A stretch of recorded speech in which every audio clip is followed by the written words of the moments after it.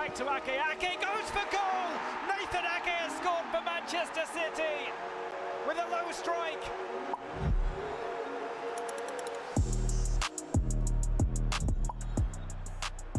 Fernandinho over the top, Gabriel Jesus slams that home. Manchester City take the lead, it's Gabriel Jesus.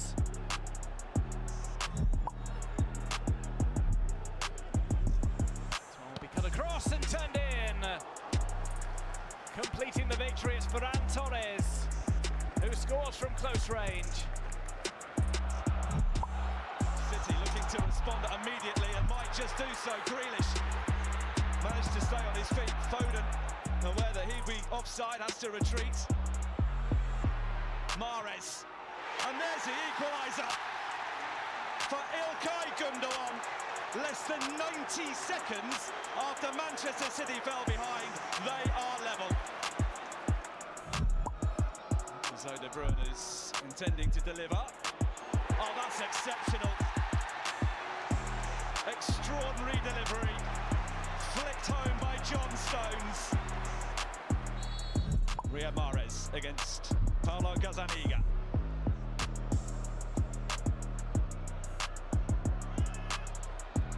And Riyad Mahrez scores to put Manchester City in a position of real authority.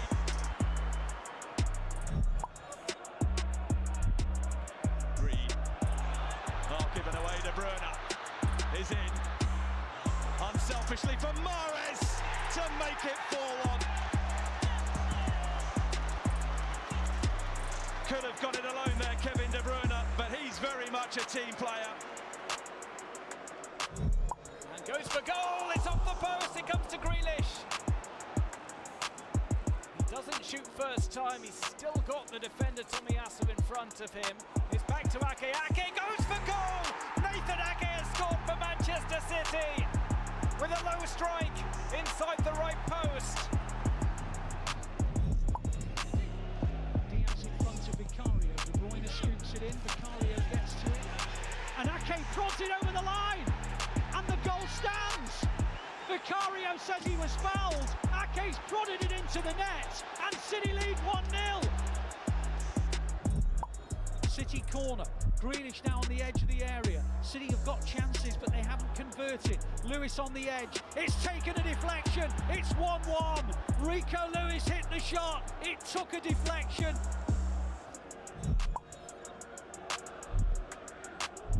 Now De Bruyne in the penalty area. De Bruyne! 2-1! KDB with a finish. He's got it round the goalkeeper. He was one-on-one in the penalty area. And the Blues, after a lovely ball in from Grealish, have made it 2-1.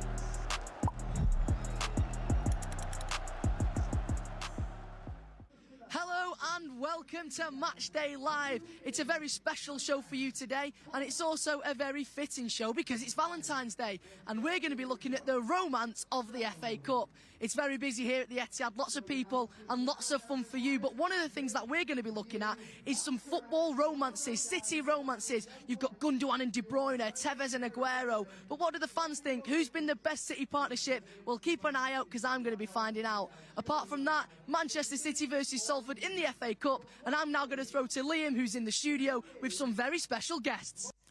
Thank you very much, Braden. Valentine's Day duos, they will be coming up, but before that we are joined by some very special guests, Stephen and Ben Wilkinson, the under-21 lead coach. Ben, how are you today? Good. Yeah, looking forward to the game. Always excited for FA Cup, and always get these games, big games against the smaller sides, so really looking forward to seeing what Salford bring, and a good opportunity for some of our guys who haven't played so much recently to go and show what they can do. Right, let's have a look at the team lineup and see how many of your academy players feature. In goal, James Trafford. He was unbelievable against Newcastle. Kusanov back in the starting 11. He is absolutely rapid. John Stones back in the team. That is very good to see. What a player he is. Max Lane, one of your boys. Rayan Aït-Nouri, I assume he'll be at left back. He has been in fine form. Nico, love to see him in a little double pivot at the back. Rico Lewis, we're rhyming. We get another one? Tajani Reinders, What a man. And here we go. Another one of our academy boys, Phil Foden. He feels like he's been here forever. Ryan Shirky, he has been ever so exciting. Love watching him play. And Omar Marmouche, he has been in unbelievable form since he came back from AFCON. Stephen, some team, he's gone very strong. What would you make of that? I don't know if they watched the Exeter game in Salford, but if I were them, I'd be a bit scared right now. Yeah, no, it's a really strong team. I saw the press conference and Pep was talking a lot about the not disrupting the rhythm and the connections in the team. And I guess this is the beauty of having a full squad again. We can play all these players. We can bring John Stones and Kusanov and Max and Rico in, and the team can look really strong. And some of these players as well, they need to get some minutes. So it's a good thing for them. It's a good thing for the game as a spectacle. I do like it when you see, you know, the senior players, so to speak, against the lower league teams. It's nice seeing the academy lads, but you know, you want to see them approach this with an aim to make a statement and force a way in the team for the bigger games of the season. Ben, 4 academy players in the starting lineup, 3 on the bench. You must be very pleased, very proud. Yeah, I mean, you know, some of these guys, like you say, you almost forget they are academy players in terms of Phil. I think Rico gets overlooked sometimes. I think he's now over 100 appearances for the first team, which is an incredible achievement at his age. And almost people seem to forget that one. So that's great. Max obviously come back in January from Watford, had a really successful loan and slotted straight in some really big games, did really well. Obviously he's found it a little bit hard this last few weeks when players have kind of returned from injury. So it's a good opportunity for Max. And Traff obviously in goal gives him a chance to get some more minutes and, you know, make sure he's ready if ever Gigio's out for whatever reason. So yeah, great opportunity for them guys, and then some real young ones on the bench who, well, 2 real young ones on the bench who are really exciting. Ryan and Floyd. Not seen a lot of Floyd, I don't think, in this arena, but he's a real talent. You know, and I think he's got a big future ahead. And obviously Ryan came on in the started the last round against Exeter and had a decent impact on the game. So yeah, it's a good day for the academy. Stephen, John Stones being back. I mean, you're smiling. I can see it. I can see it coming out. How are you feeling about that? Oh, he's a legend, isn't he, John Stones? I think certain players, they'll always be etched into your memory because they're sort of so closely linked to the most successful times of the club. And John Stones is a player of immense ability who's had an incredible career, but unfortunately obviously been hampered by injuries. Look, I don't know how long John Stones has got left, but what I do know is that I want to see him as much as possible until he moves on to a different project or whatever. And him in this side today, there is still some younger players in the team. He's an experienced player who's won everything there is to win in domestic football. So yeah, it's a massive boost for City to have him back, because even if he doesn't play every single week, his experience around the dressing room, his leadership, his understanding of what Pep wants is absolutely crucial for this Manchester City side. You mentioned his leadership there. He does captain the side today. Ben, you were talking about James Trafford. How impressive have you been with him, having been able to come in and perform as he has done? I mean, against the likes of Newcastle last week, he was unbelievable. Impressed, but not surprised. Yeah. Traff is a top goalkeeper. Very young, especially in goalkeeper years. But yeah, when you kind of draw up what you want from a goalkeeper and what qualities you would want in the modern day goalkeeper, he ticks every box. Got outstanding temperament. He's ready to play in big games. You know, he feels like he belongs there. So yeah, I thought the Newcastle away game, was a real standout. Incredibly tough place to go and play, especially in a semi-final.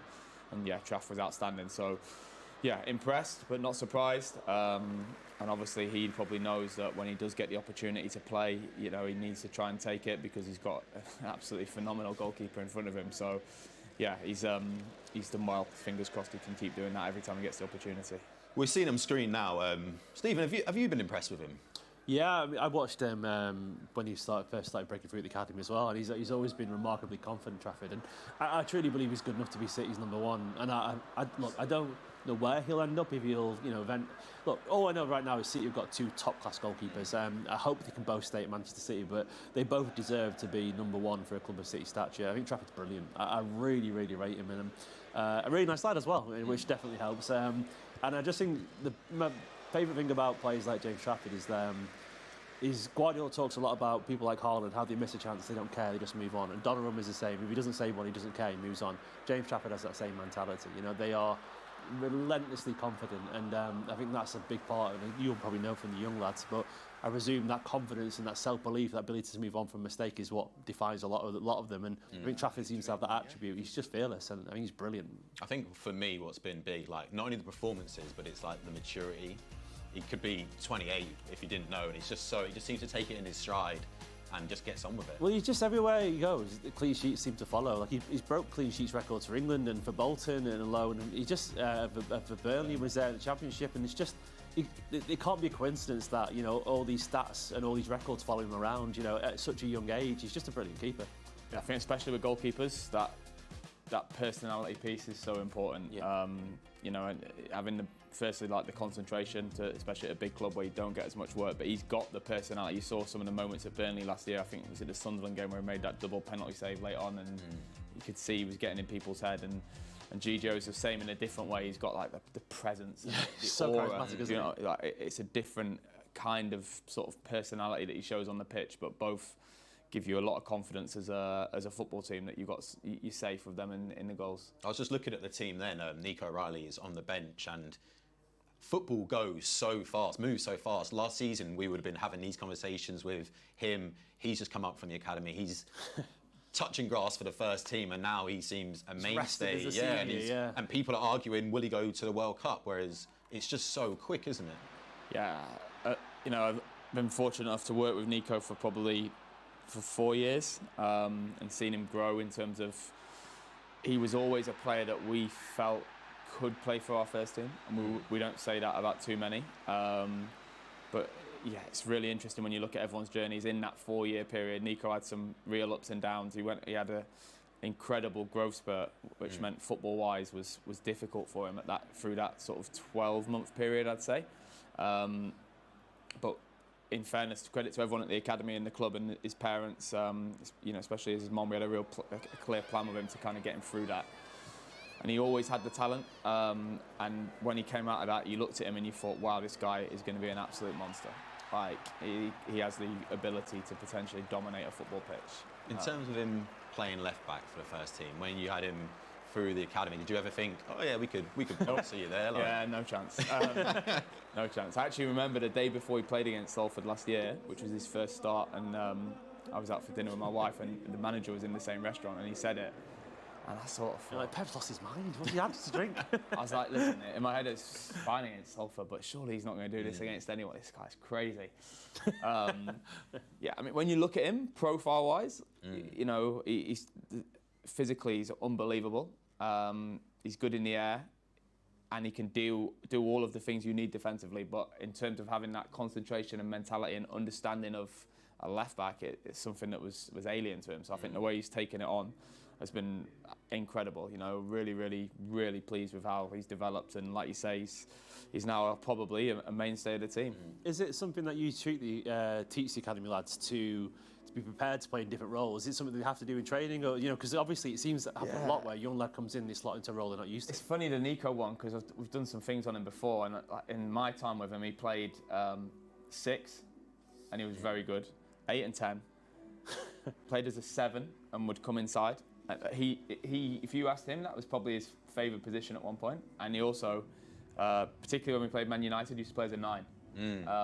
A bit like when, you know, Pep would use Phil or Bernardo as a 9, and we just crowd the midfield. And he was, in all those positions, he was phenomenal. He's pretty good, isn't he? We had him on a podcast last year, and Nadem asked him, would you play as a 6? He went, I can, but he almost laughed off. He was like, look, I'm a 10. Like, that's if you want to see me really shine, like, put me down, I'll do a job. He needs to stop being so good at everything. It's his own fault, really, basically. I think he's been really pleased the last few weeks that he's got an opportunity to play in that position, because he sees that as his position. You know, obviously he's delighted to play, and you know, to be a regular in City's team as a left back is, you know, fantastic. But I think in his own head, long term, he would love to make that sort of midfield position his own. Right, Bernardo and Haaland, Pep said, not ready today, not involved in the team. Stephen, I think as a City fan, we're probably happy that they're They're getting to stay at home, right? I hope they're just rested somewhere with their feet up. Go to the lakes for a bit, you know, get on a paddle boat in Windermere. Just relax, basically. Don't even They'll go on Windermere. No, maybe not today, no. Water skiing. Yeah. I don't know, but just go somewhere, you know, to take the day off and be with your family and so on. It's a good thing. They played an awful lot of football. They're knackered, you know, and it's difficult at this time of year. You know, today's a nice day, but the weather's been minging recently, and it's like it takes it out you, doesn't it? Regardless of what you do, never mind running around the football pitch for so long. So Bernardo having a break and Haaland having a break with the games coming up, it's wonderful timing. I want to talk about the Marmoush. I know Semenyo was on the bench today, but the Marmoush-Semenyo two-striker sort of partnership, I've really enjoyed it. I think it's something different that we've not seen under Pep so much, and I think it's effective, right? Yeah, it's great. I mean, Guardiola was saying as well in the press conference, he's doing it because the players sort of suit it. You know, he's trying to adapt to their strengths, and Semenyo can do that role. And Marmoush obviously seems to prefer playing as a second striker as well. And obviously it's something new for this current City side, but it's something that he's toyed around before previously. So, but I think it suits the players. I think you're right on that as well. Obviously you have strikers that we have in the building. There's fullbacks who are good on the outside, and also we've got a lot of sort of midfield players who are talented on the inside, and it allows him to get players in the middle of the pitch. He played it a little bit at the end of last year, I think, when Mamouche arrived, that March-April time when we went on a really good run, and it just gives the team a different dynamic, and I think he liked it. So yeah, it's nice to have that other option. And it's been quite successful when he's used it over the last 12 months. Absolutely. Right, let's head down pitchside to Braden, who is with Nicky Weaver. OK, so we're pitchside here before the FA Cup game, and with Nicky Weaver. Nicky, I think you've shrunk. I think you've grown, I think. I think that's right. Never mind. We'll move on from that. There we go. Now I feel about my dad's side, let's say. I don't know. Anyway, he's behind the camera very small. Nicky, game today, FA Cup. I thought maybe a few more youngsters, but Pep's gone strong. Yeah, and he always does. You know, I think when you come to these games, you think he's going to put a few youngsters in, but I think to get an appearance under Pep, you've really, really got to earn it. And he doesn't just give, appearances out willy-nilly. Obviously, a few of the younger players have gone out on loan who may have played in this game, but he's gone very strong, as we thought he would. There's no midweek game, which is massive in City's season to have a free week. So, but he's also got the opportunity, if any players have got any niggles, to rest them. And it's nice to see, one or two players getting minutes they need. But yeah, it's a team that you would expect is capable of beating Salford. Yeah, definitely. Hopefully the repeat of last year is what we're looking for. Of course, a goalie yourself, James Trafford, when he's called into action, he's brilliant. I thought against Newcastle he had a great game. What do you make of Trafford? Yeah, I really, really like him, and I sort of feel for him, really, because he signed, I mean, we don't know exactly what he was told when he signed, but Donnarumma wasn't really on the horizon then, and obviously then, Donnarumma signs, and when Donnarumma signs, he's going to be a number one, because we saw last week at Anfield what a brilliant goalkeeping. But going back to James Trafford, I did the game against Newcastle, and it was 3-0 at half-time, and a lot of that was down to James Trafford. He made 2 or 3 brilliant saves in the first half. He's someone I rate really, really highly. We're desperate to go to the World Cup. He's just found himself in a bit of an unfortunate situation, and he may have to be patient to get his chance. He'll get a chance today, but then Premier League game, obviously Donnarumma will come back in, and then we'll have to wait and see what happens in the summer with him. Yeah, I think he'll obviously start the cup final as well against Arsenal, which will be a big thing. I think the other two players that I'd like to touch on are Kusanov and McInerney. Both young lads. Maybe Kusanov had a tough start, you could say, but he's put that behind him. I think when he plays, he's very good. And then McInerney was thrown straight into the deep end, really, signed straight into action. But they're both brilliant players. Yeah, McInerney's done terrific, and he's played quite a number of games now, and he looks really steady and assured there. Kusanov as well. I really like Kusanov. He's the one defender that's got that genuine blistering pace that can either get himself or his teammates out of trouble on sort of cover position. So yeah, they've both done very well. But yeah, big fan of Kusanov, and I think we'll see a lot more of him for the second half of the season. Definitely, and as you say, he really steps up when we need him. He's so quick as well. I won't want to be a striker against Kusanov, that's for sure. And obviously the last player that I think I'd like to touch on, obviously a goalie yourself, but on the other side of the pitch, Omar Mamouche, he's coming to the team back from AFCON, and he's scoring goals, and he looks really, really good. Yeah, he's had a little bit of a stop-start season this year, hasn't he, having to sort of burst on the scene last year. Someone I'm a big fan of. It's obviously a slightly different dynamic when he plays compared to Erling Haaland. His link-up play's probably better. He'll probably drop into the 10 position a little bit more and link up with your likes of Phil Foden and Cherky and what have you. So yeah, a huge fan of Marmouche, and let's hope that this could be a platform for him to really kick on for the second half of the season. As you say, and if he scores today, like, you know, when he comes on and he plays and he scores, it's difficult to then drop him. He's got to keep on putting those performances in and almost earn his way. Erling Haaland's tough competition. He is, but listen, we're fighting on four fronts, aren't we? So there's going to be lots of games, going to be lots of opportunities for the whole squad. And someone like Marmoush, he comes in for Haaland, and listen, we all know Haaland's the best striker in the world, but you put Marmoush in, you're not really weakening the team because he offers you something slightly different as well. Very good. So we're looking at City's team. It's now time to find out Salford's starting 11. Let's have a look. So in number order, we've got Young, Woodburn, Grant, Namai, Cooper, Osterfield, Dorrington, Graydon, Orr, Garbutt and Longello. That's the starting 11. And on the bench is Howard, Ashley, Turnton, Stockton, Barini, Butcher, Udo, Hibbert-Yeoman and Siri. That is the Salford team today. What are you thinking? Obviously, it's a big challenge here to come to the Etihad. They came here last year and didn't get the result that they were looking for. But, you know, it's the FA Cup. Could there be an upset? Listen, if there is an upset, it'll be one of the biggest upsets, you know, in the history of the FA Cup. But listen, a lot of things can happen in 90 minutes of football. You've got to keep 11 on the pitch to start with. But we saw last year, I was at the game last year, it was 8-0. Whether it's 8-0 or not, again, I'm not sure. They'll come with maybe a slightly different game plan than last year. But listen, they're flying high in League Two. They're desperate to the FA Cup. Although it's important for them financially, they've done really well out of it this year. Obviously, drawing City as well.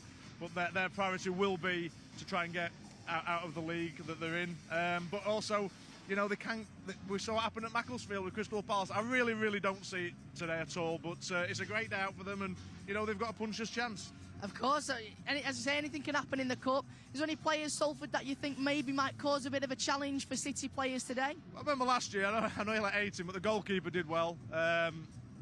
Matt Young is on loan from Sunderland, so he's one to look out for the future. They've got, you know, options on the bench that can maybe cause problems. I remember Luke Garbutt started his career at Everton. So yeah, and obviously Barini as well. He's been, you know, at Milan and Liverpool and Chelsea and Sunderland. So I think he did actually score against City in a cup final for Sunderland. So yeah, he's someone that Pep will remember. But listen, with the team that we've picked, it's a really strong team. You would expect it to be more than capable of taking care of Salford. Very strong. Well, thank you, Nicky. And last thing, it's Valentine's Day, of course. He's a good-looking chap, isn't he, Nicky? But that's not what we're talking about. We're talking about partnerships. We were saying outside, my favourite, I would say, is Pep and Manel, actually. I'd love them together. He's right-hand man, Pep the King. Any partnerships from when you played that you make stand out? Well, listen, you know, about Pep, you know, Joe and Willie. For me, Joe Royal, Willie Donachie, fantastic partnership. And whenever I think of Joe Royal, I think of Willie Donachie. And whenever, not that I think of him that much, especially not on Valentine's Day, but when we're sort of looking back. And yeah, so whenever I think of Joe, I think of Willie. And whenever I think of Willie, I think of Joe. So yeah. There you go. Well, thank you very much, Nicky. And come on, City. Yeah. Right, thank you very much, chaps. Boys, I'm going to start with Carl Robinson, who said Salford were training on a bigger pitch doing 14 versus 11 training. You've made the first move, so you can start. What did you make of that? They're going to be knackered. No, I sort of respect that, to be honest. I mean, they're preparing for the worst, aren't they? Not seeing the ball there. I mean, you're an actual coach. Is there any method to that madness, do you reckon? Is it useful? I quite like it. Yeah, same. Yeah. There's, you know exactly what type of game you're going to get. I think as a coach, you have to try and prepare to try and win the game, and he probably thinks the best way for them to win the game is to be really compact and deny space and then maybe able to hit on counter-attack. So I can imagine that what he's trying to do there is trying to, A, replicate what it's going to feel like, and B, from a without the ball point of view, trying to potentially not encourage his players to go to the ball all the time because you'll just get played round. So to be in your shape and almost press in areas rather than players. So it probably coaches them to just be compact and sit in and defend certain spaces, because the moment you come out of those spaces against City, that's where the ball's going.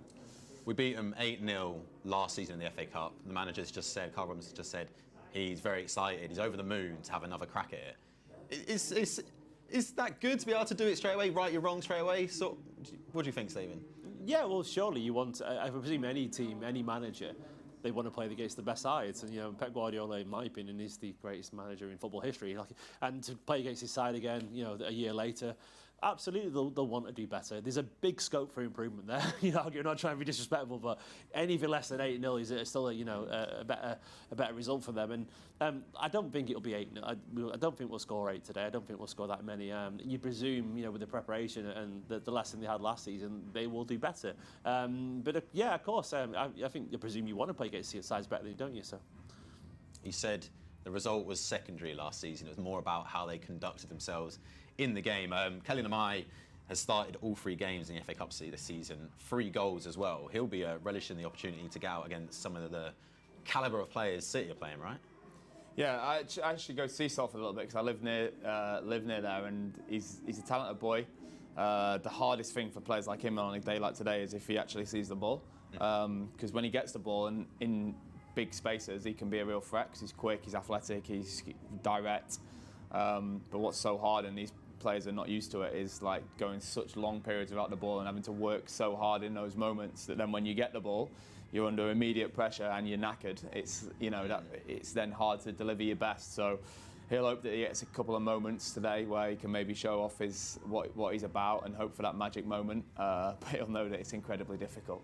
A year is a long time in football. Only 2 starters play from the last time we played. Matt Young, the goalkeeper, shipped 8 goals last time. How do you think he'll be feeling about today? Woke up with PTSD. I don't know. It'd be, look. Well, he's already experienced it once, so I mean, I'm not sure he's scared of shipping goals against Man City. But look, you want to play against great players once again, and he's playing at the Etihad Stadium. It's a big game for him.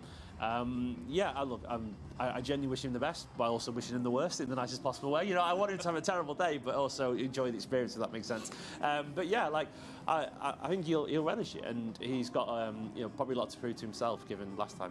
You wish him the worst. Happy Valentine's Day, Matt Young. That's a nice the one. The greatest of respect, yeah. For the Premier League fans, Fabio Borini on the bench. He's a bit of a blast from the past, right? Yeah, I think they took him earlier this season on a free. I think for them, unbelievable experience to have in the dressing room. I think that's a big thing, and I think he's still desperate to prove that he can, be successful. I think probably dropped a little bit lower than he expected, but I know from knowing 1 or 2 people at Salford, they've been delighted with him and the sort of the influence he has on the dressing room and how he leads by example. So. Yeah, he had 1 or 2 memorable moments in that Sunderland team, didn't he? I remember got a few goals, I think, in those years when they were always battling to stay up. Yeah. And I can just see him running away 1-0 at the Stadium of Light. So, yeah, it's good. He certainly won't be overawed by the occasion. Right, it is Valentine's Day, so we've got a very special little treat for you. Valentine's Day partnerships from Cupid. Okay, so what we're going to do here at Matchday Live, we're going to go through some of our favourite duos, 3s, I'll say, from Man City. I'll start, but if you have a think of your favourite duos, your most prolific duos, there's no right or wrong answer. It's who you like to think, and we'll get 4 down for you, and then you'll be able to vote for them throughout the show. I'm going to start with, this is the Holy Trinity. Some would be Lee, Bell. They've got a statue. It's hard not to do. Do you want to? There's the statue. Do you want to hear these stats? Because these are unbelievable. Some of the 452 games, 68 goals. Franny Lee, 330 games, 148 goals, and Colin Bell, 501 games and 153 games. I feel like every time I sit my dad to talk about football, he always comes back and he's like, these three. And I'm like, all right, Dad, but yeah, that is pretty good. You, Stephen, have already come up with one. Oh, I can name about 10 partnerships that I love. I really liked, so I'm going to be a bit niche of it, Bernabei and Berkovic. That to me as a kid, that was, I wasn't quite a kid then, but that was pretty formative. It was just so exciting, look, going further back then, we probably wouldn't be here right now without Dickov and Gota. Paul Dickov, Sean Gota, they saved us from the depths of lower league football, which we could have been down there if we hadn't got that season. So as much as there's obviously some maybe Bell, Lee. There we go. There's these legends, who did such wonderful things for us when we were maybe not quite as big as we are today as a club. They've got some good stats as well. 200 games, 41 goals for Dickov, and 212 games, 103 goals for Sean Gota. 90 games together. Ben, where's your mind go when you think of partnerships, when you think of duos? Yeah, I've got a couple from more recent times. I had De Bruyne and Gundogan. Nice, yep. Just because I've got like them. they were maybe people don't associate them as a pair, but I feel like they were always on exactly the same page. Some iconic goals, which were them two being on a different page to anyone else on the pitch. I had one quad I was thinking about as well. Quad, nice. Quad. Solid. Stones, Akanji, Diaz, and Ake. Yes, that's a good one. How many Great. slow motion clips were there of Stones and Diaz hugging each other in the treble season? Those two in particular, that was a bromance. I know exactly what your For You page looks like. Going back to Gundogan and KDB, 16 trophies in 10 years for Kevin, 14 in 9 seasons for Gundo, 223 games together. I feel like they played more. In my head, it feels like they were playing together. A certain David Silva was there, though, wasn't he? He was all right with Kevin De Bruyne as well. So, right, I'm gonna throw a rogue one in. I'm a modern man, so I like a thruple, you know. Sterling, Sane, Aguero. Yeah, top. I mean, for me, like that is the best I can remember in my. I wouldn't change those guys for anyone, really. You know, like in terms of if you offered me partnerships and forward lines, I'd settle for them and wouldn't need an option, you know, in the Premier League. I'm sure there might be players. I don't know if there is anyone more productive than that bunch, but those three together had everything you would want. You know, relentless energy, all capable of special goals, pace, power, skill, creativity, a telepathic understanding where they are on the pitch. They all played to each other's strengths as well. They all wanted to be in the roles like with the Rin as well, if that makes sense. No one vying for the same position. Just beautiful, wasn't it? Yeah, you connect like those names, don't you, to that team that year. I always remember the game here against Liverpool when I think they were at their absolute. This place was electric. It was on fire. Like night. you could cut the tension that game. That Liverpool game, the 2-1, it was in. That was the one season where Liverpool got 98 points. We still there's 97, 98. Yeah, that was. I mean, those 2 seasons technically. I know we went on to win the treble and 4 in a row, but you could argue the 100 points in 98. Well, technically, no one's ever achieved more than that in the Premier League ever. You know, the history of the top flight football, and the forward line was Sane, Sterling, and Aguero. So 98, 97 was outrageous. one of the most intense. Like that is the perfect advert for the Premier Liverpool League. game was the best game I've ever seen in terms of quality. Me too. And the 2 goals that we scored were both on the back. Their goal was amazing as well. He's ridiculous. You had Sane's, the winner, was pace. And Sergio's goal, there's no one. I don't think anyone in the stadium thought he was going to shoot from there. Well, no one else scores that in the league at that point. The quality of the goal was that foot. Against Van Dijk, he was at his very best as well. Right, Allison, Ben, you mentioned back line. I've got 2 partnerships, centre-back partnerships. Okay. Compley and Lescott. Yeah. And then Dunn and Distan. Oh, Dunny and Distan. Dunn and Distan, I think, very underrated. Yeah. Unbelievable. I think they were. Distan's a modern. He would have suited this era so well. Rolls Royce, wasn't he? Yeah, brilliant player. Athleticism and the power of those two would take some beat. You weren't running past them two. There we go. Off he goes. Oh, he scores, does he? This run is just ridiculous. The power. Distan was brilliant. He would very much suit modern football. Yeah, you're right. The modern football, absolutely. Yeah. It wasn't an era where centre backs were encouraged to play, but he had the ability to do that, and I reckon he would have been fantastic. I mean, we all. I know you're the same as me. Like, we're absolute nostalgia merchants. We can just sit and watch reruns of this all the time. Premier League years, this stuff it's all over just so good, isn't it? And here we are, done. You know, I could go further back. Like for me, that's even for your centre back. The season I started watching, we got Beagrie and Paul Walsh and Uwe Rosler and Niall Quinn and people like that. They were brilliant. Like big man, little man of Quinn and Rosler was fantastic. And Beagrie was a striker's nightmare. Yeah, he was brilliant, wasn't he? Yeah. Always having to make another run because the amount of times he twisted the fullback up, he's kept on chopping back. He walked so Doku could run, basically. Right, we need to get together for that we can put in a vote. So, what are we thinking? Dickoff and Gota, they've got to go in there, surely. Surely, yeah. Okay, right. Dickoff and Gota, locked in. Where are you going? We haven't mentioned Haaland and De Bruyne. Yeah, that's ridiculous. Yeah, that's like We're that is spoiled, absolutely spoiled. Haaland, De Bruyne, yeah, we'll throw that one in there. Nice. Silva and Aguero. Oh, Silva and Aguero. I just think like that Swansea game, I know it was Aguero's first one, but that encapsulates their partnership. Like, he takes on the line, it's like back over his shoulder, and I was like, oh, De Jong on for Yaya to go forward, those two. Oh, I could do this all day. Right, mate. so like, we're gonna keep going. Just talk about this all day. So, so we've got Dicky and Gota, Aguero and Silva. SAS? Yeah, surely. Okay, Sane, Sterling, and Aguero, and then we've got one. We need one more. What are you thinking? I think Diaz and Stones for the Champions League stuff, personally. Diaz and Stones, that's a rogue one. But I'll put it in. We can absolutely do that. To me is I see that. I don't know. Maybe I'm wrong on that, but to me, Didn't John play right back though? Well, Kanji played right back a bit, didn't he, as well? So yeah, maybe not. All of them. I put them in a 4 because I couldn't separate them. I think Okay, right, without so that back line, we we'll go wouldn't have back. won anything that year. Yeah. Aguero, Silva, Aguero, Sterling, Sane. I mean, I could do the best partnership with Aguero here, because I could go, so should we throw De Bruyne and Haaland? And then, what was the last one? We forgot Diaz about and Stones. We forgot about Dick and Gota as well. Oh, so. we've No, missed, they we've were in, missed weren't Dick they? and Gota as well. We had them in. They were in number 1. Let's go Dick and Gota. Dick and Gota goes in as the 4th, right? That is getting on a bit we could be doing that all day long. Right, here is Braden, who was outside with some fans, seeing what they thought. Hello everybody and happy Valentine's Day. So as you know, we're talking all things partnerships, and City have had a lot of belters in the past years. You've got Haaland and De Bruyne. My favourite personally is Gundogan and De Bruyne together, some players. But what do the fans think? Who's their favourite partnerships in the City team, in the past or present? Well, let's come and find out. Let's go. Hey up, all right mate, we'll start off here. How you doing? Happy Valentine's Day. He's a bit young, but I'm sure all the ladies are after you, aren't they, pal? We're looking for partnerships, your favourite players that have been together playing. Who do you think? Like partnerships together. I love De Bruyne and Haaland. Who do you like when they're together in the team? Foden and Haaland. Foden and Haaland. Well, that is a choice. Put it there. Love it. Have a wonderful day. Right, let's carry on coming. Coming here. Let's go. The bus is just about to leave, so let's try and not get run over. And we're going to come through here. Hello, guys.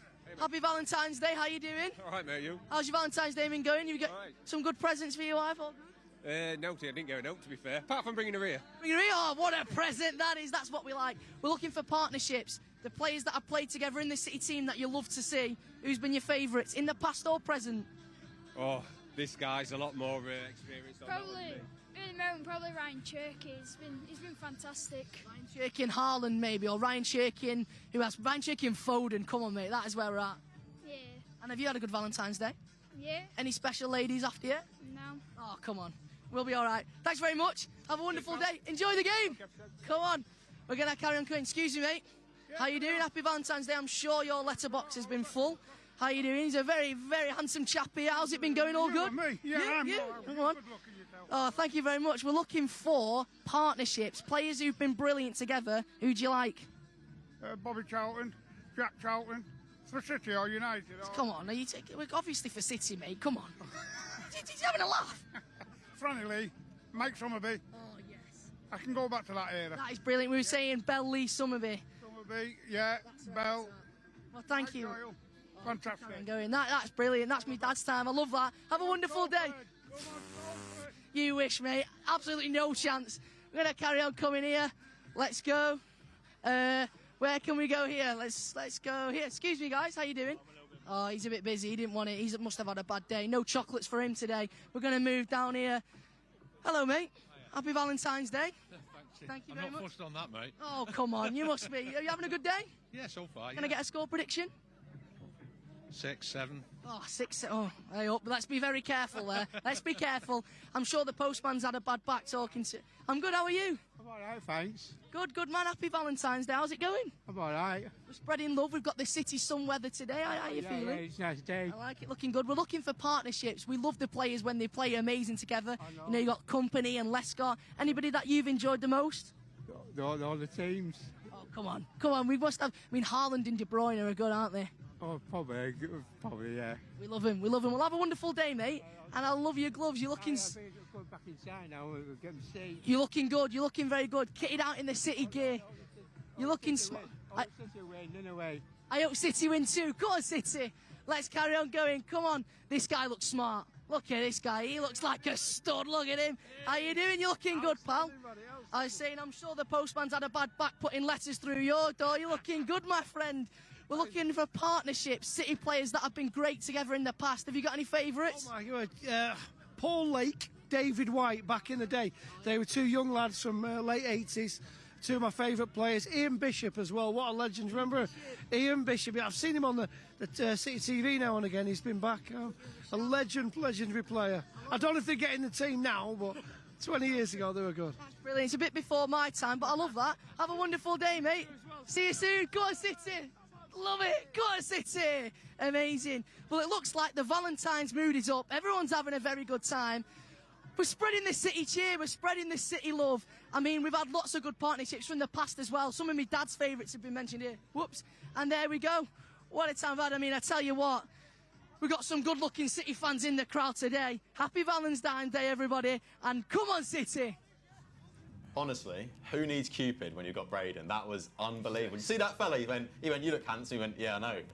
The confidence, I'm all for that. Right? Any of them partnerships that screamed out to you for it and thought, forgot about that one? Some of them were a bit before my time as well, to with Lake and nothing jumped out for me. Nothing jumped out. I feel like we covered it. We could carry on going for some time. Right, let's talk about Salford.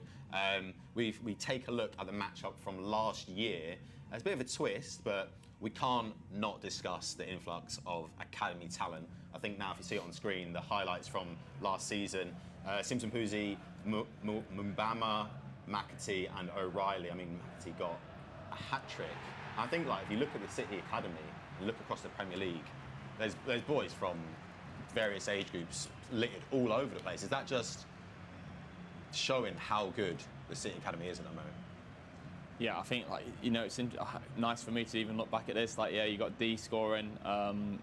He's actually just got injured quite badly. It's a real shame. But he's had a fantastic start this season at Stoke in the Championship. You mentioned Jamai. Jamai's just gone and moved to the Bundesliga. His first 3 games in January. Everyone in Germany was talking about him. So yeah, listen, Maka obviously is very outstanding player. It's not gone one for him this season, but we saw last year on numerous times how talented he was. And yeah, I think we can be really proud over the last 10 years. There's a lot of people who've done a lot of work into all of these kids from a very young age, that they produce so many players. To get in our first team is one of, it's nearly impossible. It's really, really, really difficult. But like you say, if you look around Europe, you look around the Premier League, look around the Championship, League One, there's players that I saw a stat recently that the academy have produced more minutes this season in the Premier League than any other academy, which is something we can be really proud of. In terms of players going out on loan and players staying within this system, what are your thoughts and what are your preferences, so to speak? Because I think it's easy for a fan when you're playing, especially when you're playing video games, to be like, they're not getting minutes, loan them out. But it's not as simple as that, is it? No, I think you have to have a case-by-case approach. Everyone is different, and their sort of development pathway all has different needs. We've probably been had a slight change in tack this January in that we've sent more players out. So a lot of our guys who were close to the first team, for example, and playing 21s football, we decided the right thing in their journey was to go out and play. So I think we've loaned four or five to the Championship and League One. I think ultimately the main reason being is that we think they're ready to go, first of all. They're probably not going to get a huge amount of minutes in our first team with people coming back from injuries.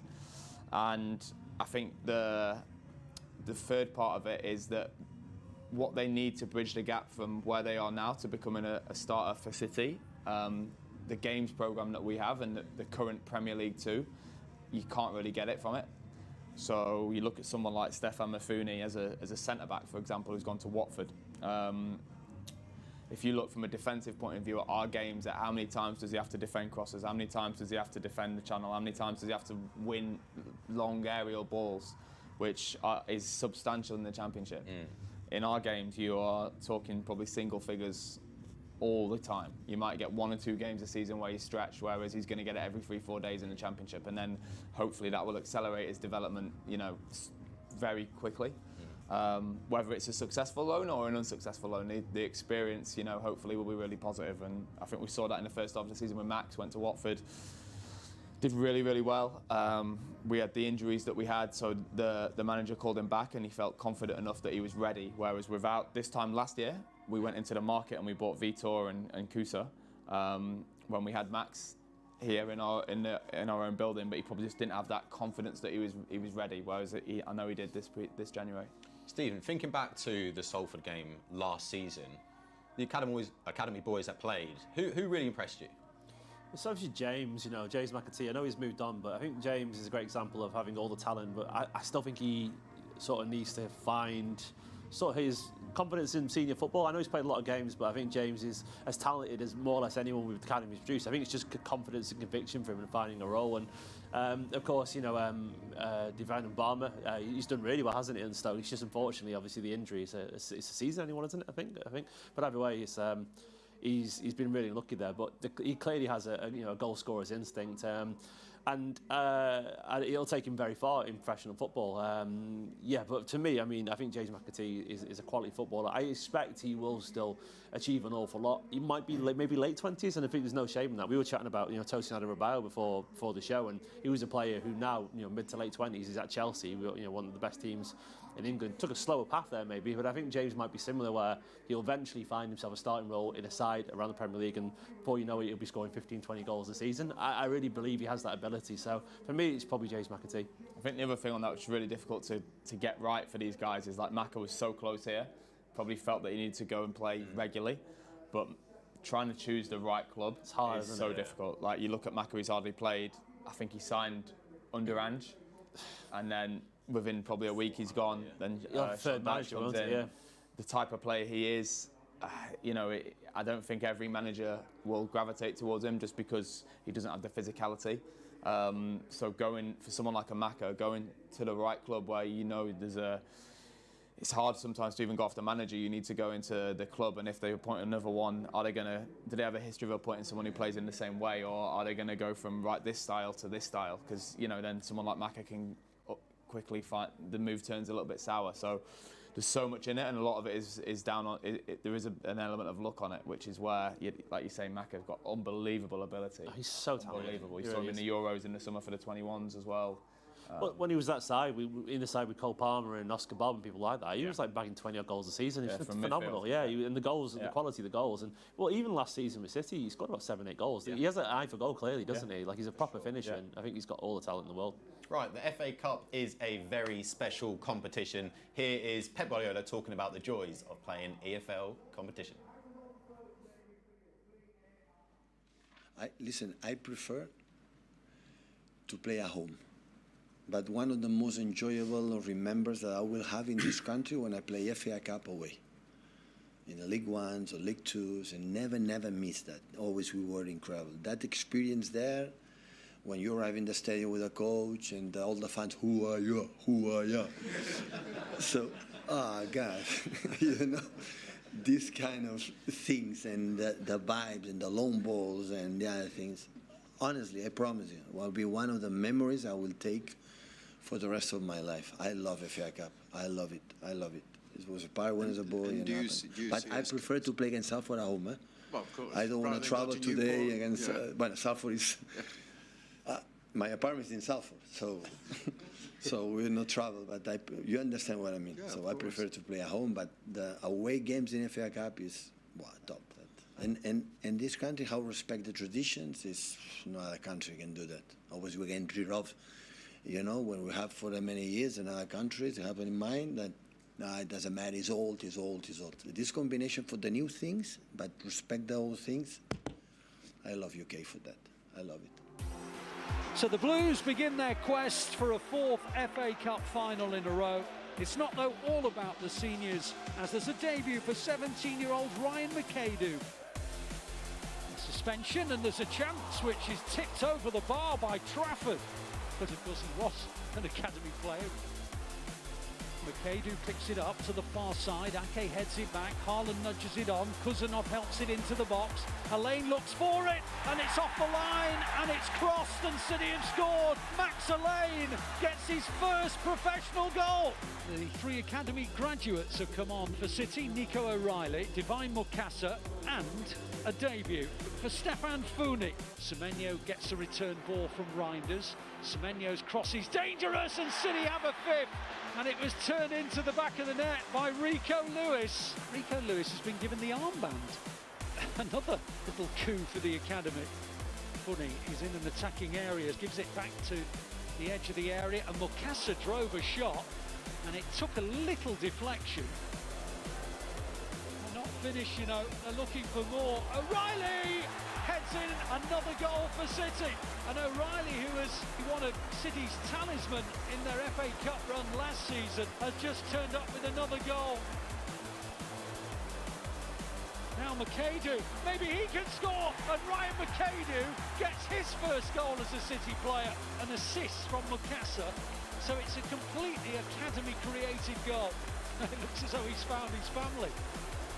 Doku comes back on the inside, plays it into the gap, might get the return. City looking for a 10. Doku can't quite get there, and he might fall, and he does! City 10, Exeter 1.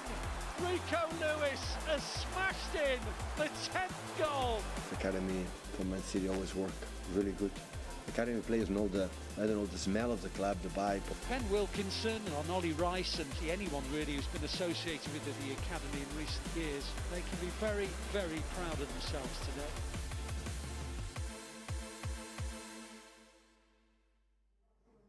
Ben, just watching that back, I mean, what's it like for you emotionally watching something like that? Yeah, you take it for granted a little bit, you know, and it's only sometimes when I remember coming to that game and then going home that night and thinking it was only, I think it was 3 years ago I was taking the 18s, the first year I did it, and the end of that season we played Southampton in the national final, and Nico, Rico and Max all played.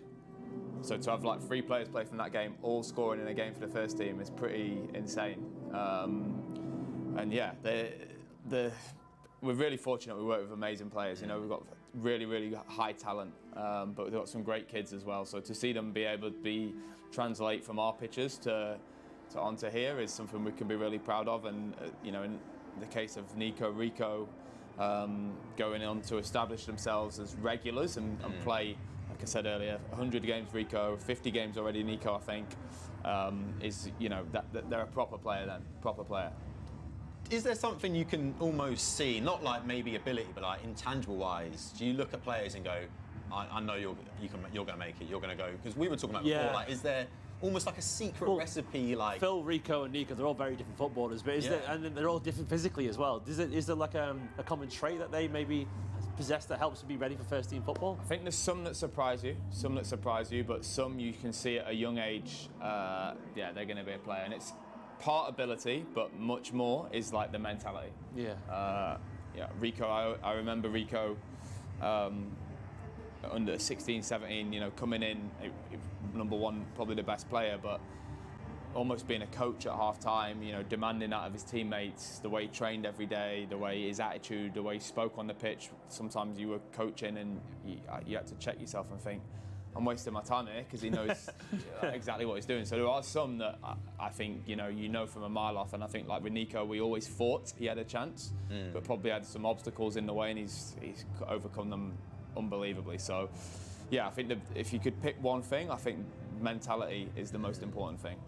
How good is this current crop of academy players that we're seeing in FA Cup games, even in Premier League games? Like, how good are they? Yeah, like I said earlier, to be a regular for our first team, I don't think people understand how difficult that is. Like, it is absolutely, you know, when you can go and, within reason, go and buy players from anywhere in the world to come through an academy, like, and again, I talk about Rico and Nico, they joined at under 5, under 6, they're the same year, both born in 2005. To get from there to playing in the first team together regularly is, like, the chances must be insane. So yeah, it's really, really difficult. So the level of these guys, not only that, the guys that are currently going out on loan and doing what they're doing so young is off the scale. And sometimes I think we don't realise how good it is that what we've got in our own building. So yeah, we've got some top talent, and long may it continue, because I think for a football club, there's nothing better than seeing your own players developed in your own football club, and local boys coming and playing hundreds of games for the club, because they embody what the fans want to see more often than not. Stephen, Max Alleyne, back in the starting 11 today, brought back on loan, dropped into the team, had to hit the ground running. What have you made of him? The talent's obvious, you know. There's a real player there. As always, you know, these young players, you see him have a few good games, and maybe one or two are slightly difficult, and he usually aligns with the team as well. I wouldn't say letting them down, but maybe not being quite at their best. And you need that solid sort of rock, don't you, around you to sort of feel comfortable. And But there's you know a lot more about Max than anybody will, but there's an obvious talent there, and a composure, and as you were talking about earlier, a mentality that suggests he'll be fine in the senior game and have a great career.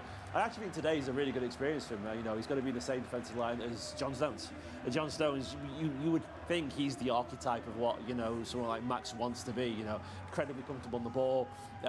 You know, he's played through mistakes as well, John Stones. He's had up and downs in his career, you know, and obviously Max recently has been brilliant, but he's had a couple of games maybe you know in Champions League where it was a bit more of a struggle. But his ability is obvious, and the thing that stood out for me as a City fan watching when he came into the team was his confidence. Like Guardiola told us an awful lot about players in certain games of the season not trying. It didn't mean that they weren't in the right position. It didn't mean that they weren't running. It was about not taking risks, you know, and being fearless, because you don't mind someone to make a mistake if they're trying to positively affect the game. And that's what Max Lane seems to do. Like he pays those passes. He will try and break the lines. He will try and do the difficult pass to step into midfield. And that I really respect that, because it's hard, isn't it? You know, as a young lad playing, you know, the quality of teams that City play against without the experience to play your own game. So that says a lot about his ability. We've just seen McInerney's goal on screen from the Exeter game. Me and you both very excited. I think everyone who was in the studio was really impressed with him. Ben, what's he been like for you, coaching-wise? Yeah, he's a real talent. I'd say he's a 1v1 specialist. So, you know, from a fan's point of view, when he receives the ball in 1v1 situations, he's the type of player that you kind of get off your seat for.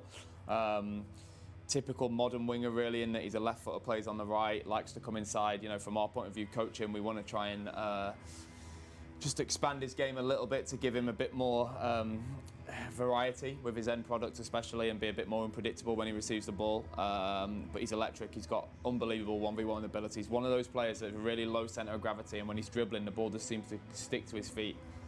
Incredibly hard to knock off the ball, strong, and yeah, he's got a real chance. Right, before we throw to Ali Man, I'm just going to come to you guys. Stephen, score prediction. Oh, where'd you start? It could be anything up to 10, as we saw last time. I think City will be comfortable today. I think we'll win around maybe like 4-0, something like that. 4-0, very solid. 7-0. 7-0. I just don't want to be too confident, but if Ben's going for 7, I'll go for 6. So. We'll stay on 7. Where are the goals coming from? Who are you expecting to shine today? I think that in attacking areas, Omar, obviously, you'd look at, and then with, you know, behind him to have Phil, Tijani, Rico and Ryan. I think probably all of those will have opportunities to score at some point in the game. Road shout, Reiner's hat-trick. Reiner's hat-trick. I was going to ask about Reiner, because the last few games we've seen him sort of playing further forward, and I mean he's getting goals, he's getting assists, and he looks happy in that position, sort of 10. I mean, could we see him as one of the 2 strikers today? Perhaps you said like maybe we'll see that. Yeah, I think he might play a little bit higher today. If we play the way we have done recently, where we kind of play with split strikers, I wouldn't be surprised if he played on the left-hand side of those two. Like you say, gets into really good positions in the box and he's a good finisher. So, you know, if you can put him in positions where he gets more of those opportunities, I'm pretty sure he'll convert. Yeah. And then going back to Omar, beginning of the season, didn't play very much, went to AFCON, he's come back, and he's sort of hit the ground running. Is that just a testament to, like, look, be patient, the season's very long, you're going to get a run of games, you're going to be able to show what you do? Stephen, do you feel that? Yeah, I mean, like there was a sort of slightly cringy but sort of relevant line from Arteta once when he said he didn't really believe in like substitutions, he believed in starters and finishers, and I think there's something in that. You know, Marmoush might not start every single game, but the impact he can have on Manchester City season is absolutely huge. You know, he's starting right now, but even as a substitute, you need players to kill games for you. You need players to win points for you, basically. And I think Marmoush, I think AFCON was actually quite good for Aït-Nouri and Marmoush. It acted like sort of like a mini pre-season for them to get some football in, and they both come back in really good form. And I know we signed Semenyo, but Marmoush has a particular quality that makes him sort of stand out in this squad. He's electric, with his pressing. He's so aggressive, and he's so dying to score goals. And I really love that in a player. And given that we've struggled. I saw a stat where, in terms of goal contributions off the bench, City were the second lowest, for the season. We had 2 goal contributions. Arsenal had 16 goal contributions off the bench in the Premier League, which is massive. But now we've got people like Marmoush back, starting today, but off the bench you expect him to score goals, and you expect people like Semenyo to score goals.